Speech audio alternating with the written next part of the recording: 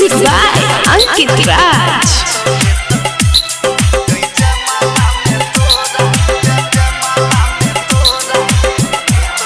Mixed by Ramesh Rishia.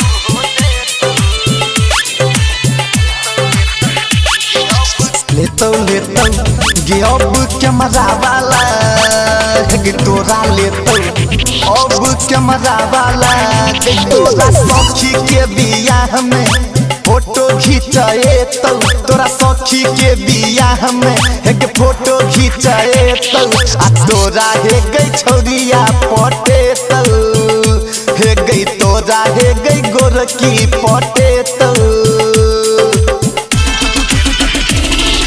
जयमाला में तोरा देह सटे तो गई जयमाला में तोरा आ देह सटे तो ई जोड़िए राइते टीप हो दे तो हे गई टेंट के गई पीछा बोले तो लेतो गे अब कैमरा वाला हे गई तोरा लेतो गे छोरा कैमरा वाला।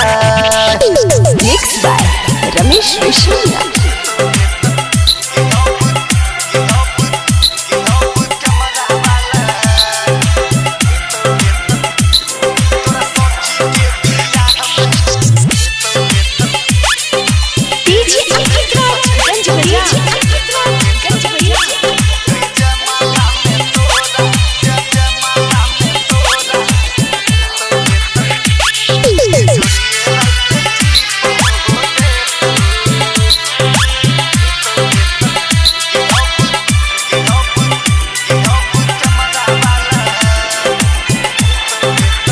डीजे वाला सनहरिया रात में खूब टीपे लही 3 बजे भोर में जाकर हे गई चुम्मा तू दे लही।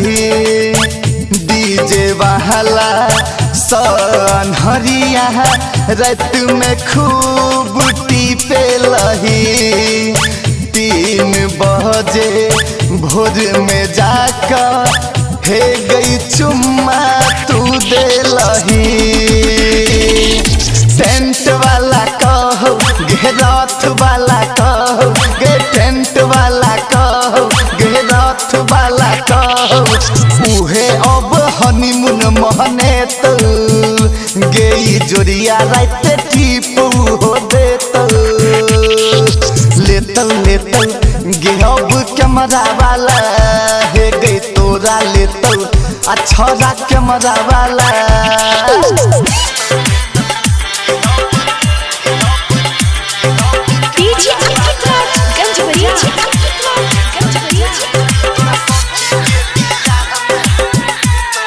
Mixed by Ramesh Rishia.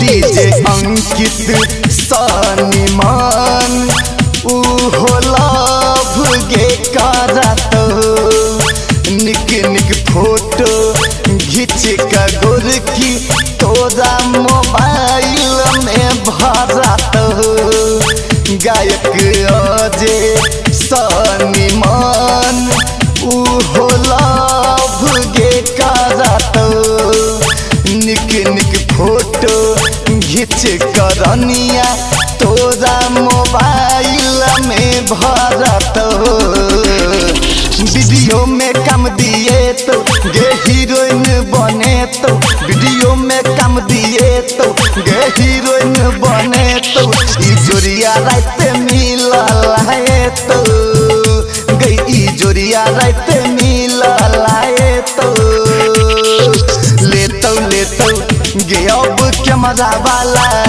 हे गई तोरा लेतो गे छोरा कैमरा वाला हे गई लेतो गे छौरी कैमरा वाला हे गई तोरा लेतो गे छोरा कैमरा वाला।